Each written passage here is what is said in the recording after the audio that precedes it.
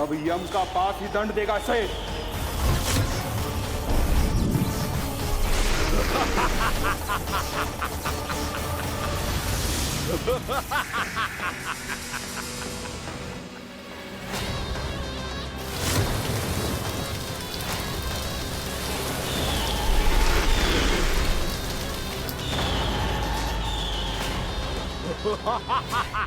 तूने जल की धार को भले ही काट दिया हो दुष्ट, पर हिम में धार नहीं होती। अब मेरी हिम शक्ति तुझे जमाकर नष्ट कर देगी।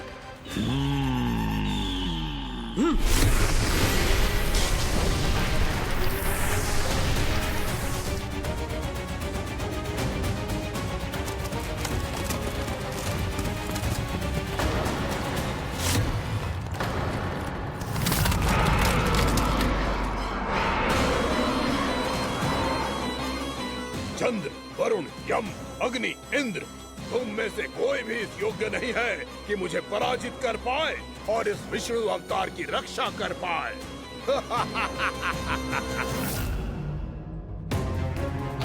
इस असुर को तो देवता कुछ ना बिगाड़ पा रहे हैं। अब क्या होगा खाना का? बकासुर, मैं अपनी किरणों की ताप से तुझे छलनी छलनी कर दूंगा।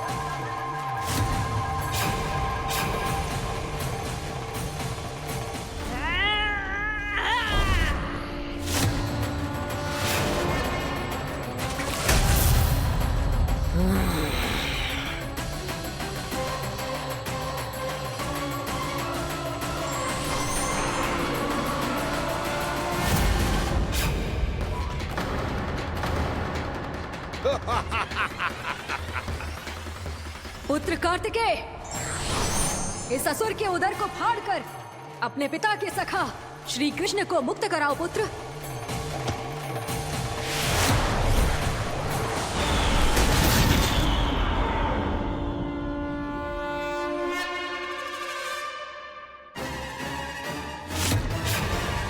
मैंने कहा था, तुम में से कोई भी मेरा बाल भी बांका नहीं कर पाएगा। तुम देवताओं का तो सामर्थ्य ही क्या, स्वयं देवों के देव महादेव भी मेरा कुछ नहीं बिगाड़ पाएंगे। कृष्ण को अपने उदर में ही पचा जाऊंगा मैं।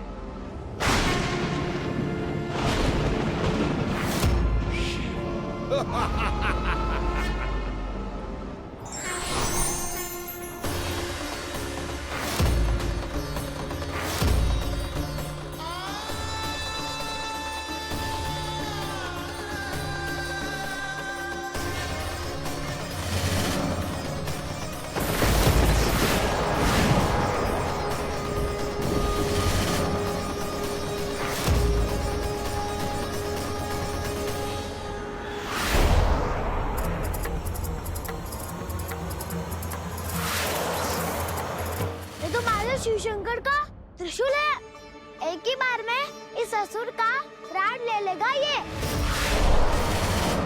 हाँ, महादेव का त्रिशूल।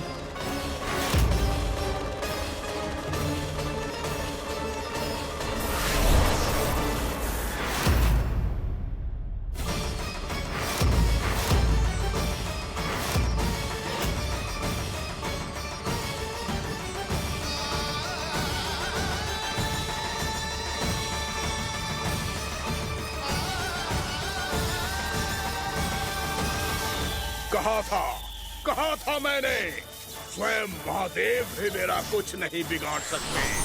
अजय हूं मैं, अजय।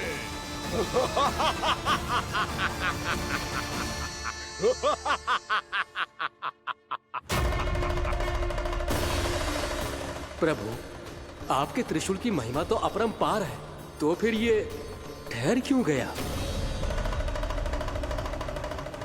आपने अपने त्रिशूल को वापस क्यों ले लिया महादेव? इस दुष्ट का संहार क्यों नहीं किया? क्योंकि इसकी मृत्यु मेरे हाथों नहीं, मेरे सखा नारायण के अवतार श्री कृष्ण के हाथों ही होगी, और यही विधि का विधान है। पर पिताजी, श्री कृष्ण तो इस असुर के उदर में फंसे हुए हैं, हम उन्हें मुक्त कैसे कराएंगे? ये उन्हें स्वयं ही मुक्त करेगा पुत्र। श्री कृष्ण अपने अपमान से क्रोधित नहीं होते, पर अपने भक्तों का अपमान वो क्षण भर भी सहन नहीं कर पाते। वकासुर यही भूल कर रहा है, हम सबका निरंतर अपमान करके वो उन्हें क्रोध दिला रहा है। वो ये नहीं जानता कि शीघ्र ही उन्हें अपने उदर में रख पाना उसके लिए असंभव हो जाएगा।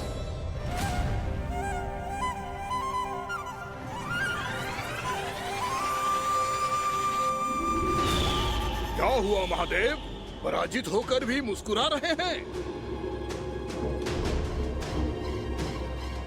पर अब तो महादेव कहलाने के भी योग्य नहीं रहे आप। असफल देवताओं की इस अयोग्य सेना को लेकर चले जाइए यहाँ से। ना ये मेरा सामना कर सकते हैं और ना ही आप। मेरी शक्ति के सामने आप अक्षम हैं महादेव।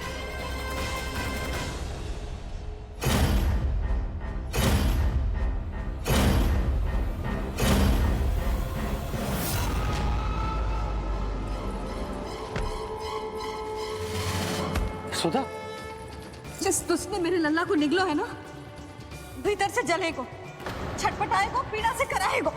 जिस दुष्ट ने मेरे लल्ला को निगलो है ना, भीतर से जलेगो, छटपटाएगो, पीड़ा से कराएगो। ये क्या हो रहा है मुझे?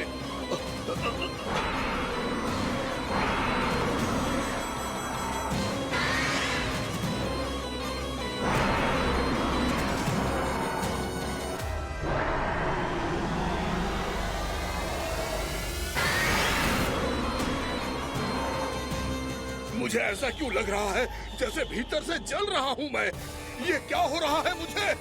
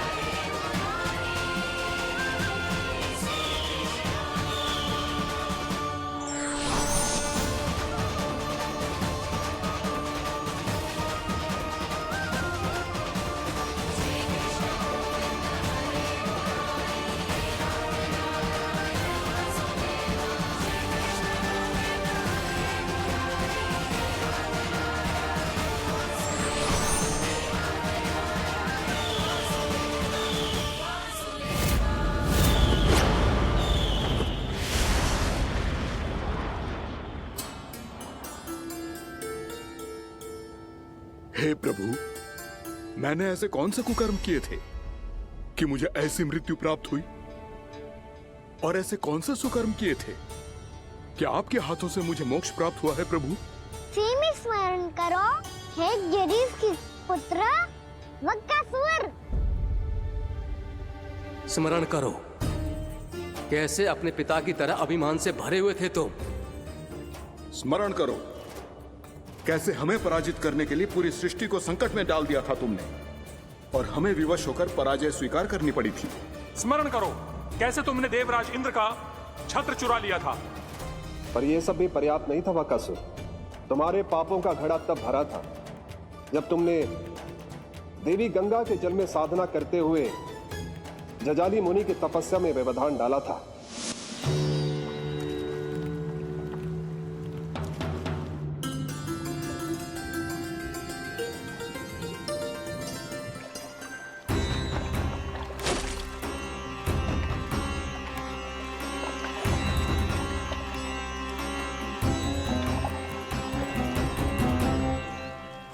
रुक क्यों गए चालक?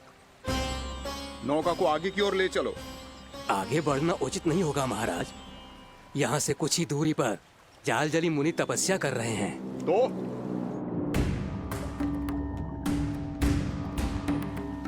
मेरे मत्स्य आखेट के क्षेत्र में इसने तपस्या करने की भूल की है। मेरे ही राज्य में मेरा कोई क्षेत्र मेरे लिए वर्जित हो, यह मुझे स्वीकार नहीं है। आपने पर्याप्त मत्स्य आखेट कर लिया है महाराज। यदि तुम इन मछलियों का आहार नहीं बनना चाहते हो, चुपचाप मेरी आज्ञा मानो। क्षमा, क्षमा महाराज।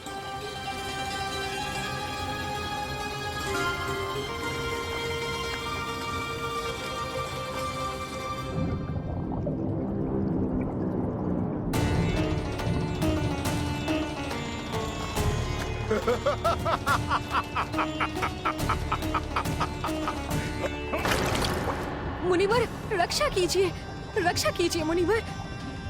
हमारे प्राण बचाइए मुनिवर, मुनिवर हमारे प्राण बचाइए।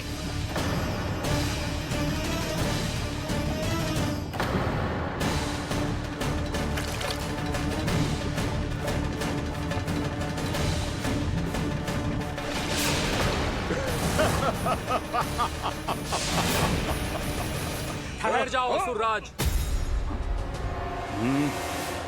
इन मछलियों को हानि ना पहुंचाओ। क्यों मुनि? अब मछलियां पकड़ने के लिए मुझे तुमसे आज्ञा लेनी पड़ेगी। तुमने तपस्या करने से पहले किससे आज्ञा ली थी? मां गंगा से, इस जल में रहने वाली सभी मछलियों से। इस उपकार के बदले इन सभी मछलियों को रक्षा करने का वचन दिया था। इसीलिए असुरराज, मैं शांति से कह रहा हूं, इस स्थान को अशुद्ध ना करो। चुपचाप यहां से चले जाओ, नहीं तो इसका परिणाम अच्छा नहीं होगा।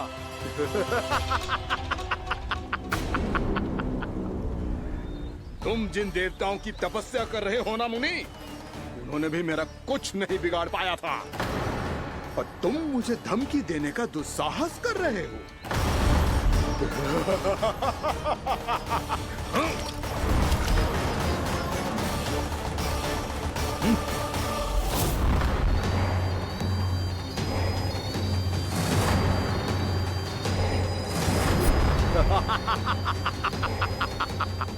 मूर्ख, विचारों से तो तू राक्षस है ही, और स्वभाव से उस बगुले की तरह है जो भूख ना होने पर भी उन निर्दोष मछलियों को आहार बनाता रहता है। इसलिए अभी इसी क्षण से तू बगुला का जीवन जिएगा। ये मेरा श्राप है, ये मेरा श्राप है।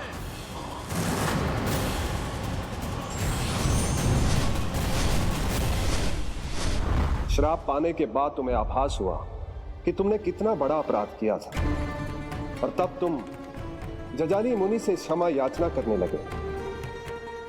तुम्हारे अपराध बोध को जानकर मुनि से शांत हुए और उन्होंने तुम्हें वरदान दिया। श्राप से मुक्ति का एक ही मार्ग होता है असुर, पश्चाताप। तुम्हें अपने भूल का पश्चाताप है, इसीलिए मैं तुम्हें वरदान देता हूं। तुम्हें मेरे श्राप से मुक्ति अवश्य मिलेगी। स्वयं प्रभु श्री नारायण के अवतार इस बगुले के देह के बंधन से तुम्हें मुक्त करेंगे।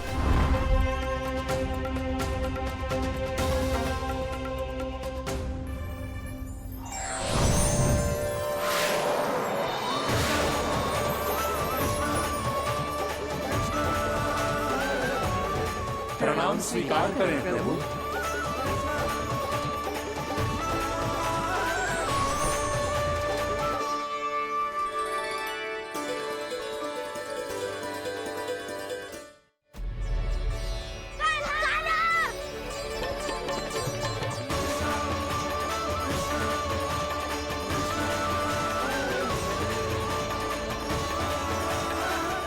मुझे ना बताओ कि तुम सबने क्या देखा है, शायद जो देखो है, बस मैया से कछु मत ही बताना। कान्हा!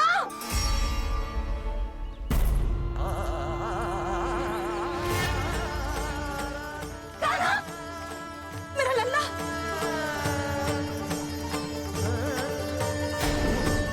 भानु बता रहा था तुझे कोई असुर पंछी निकल गया था। हाँ?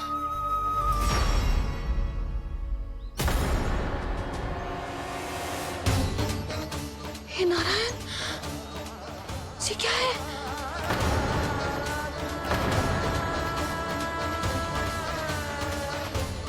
ये सब कैसे हुआ लल्ला? हाँ? कोई बताएगा मुझे ये क्या है?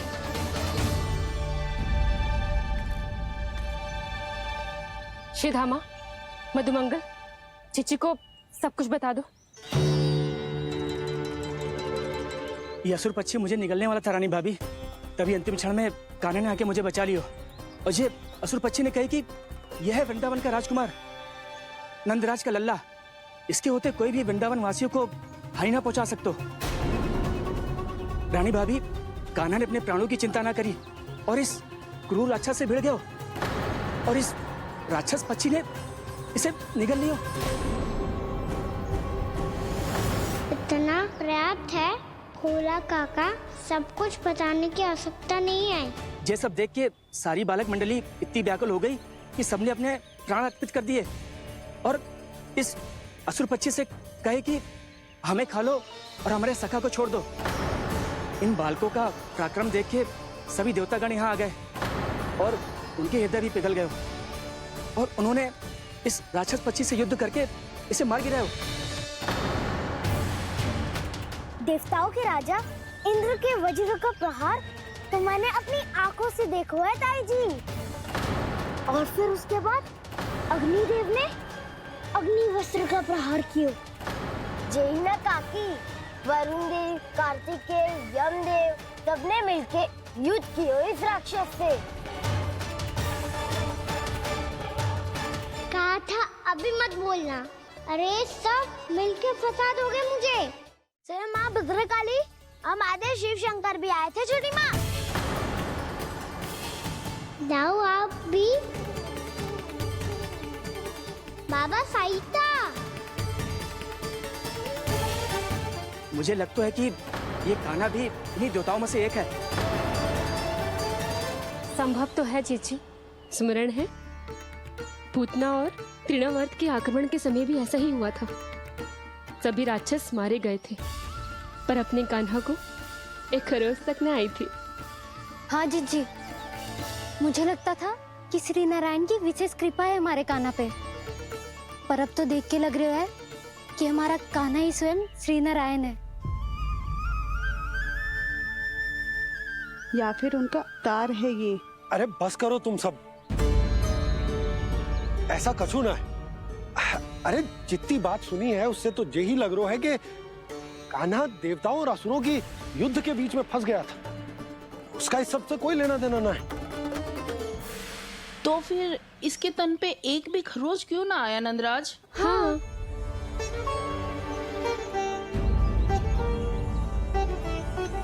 है काकी, खरच तो है। दिखा लल्ला। भैया बात पीड़ा आ रही है, कुछ करो ना। चिकोपिया भी ना अति करती है। श्री नारायण का अवतार हो तो इतनी तनिक सी खरोच पे ऐसे रो तो क्या? बस बहुत होगा। अब तो तुम सबने सीमा ही पार कर दी है। कभी से श्री नारायण बुलाते हो, कभी श्री नारायण का अवतार।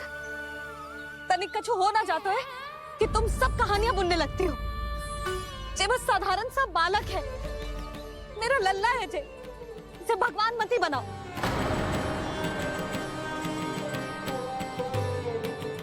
और तू क्या आवश्यकता बताती तुझे यहाँ आने की?